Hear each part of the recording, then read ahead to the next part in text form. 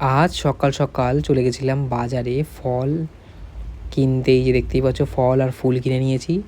তো আজকে ছিল বাবা লোকনাথের তিরোধান দিবস।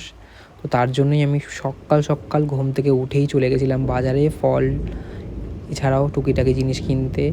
তো বাবা এখানে যা যা খেতে ভালোবাসতেন সেগুলোই কেনা হচ্ছে, তালশাঁস, তারপর আমিত্তি। এই যে দেখো গরম গরম আমিত্তি একদম ভাজা সমেত একদম গরম গরম নিয়ে এসেছি।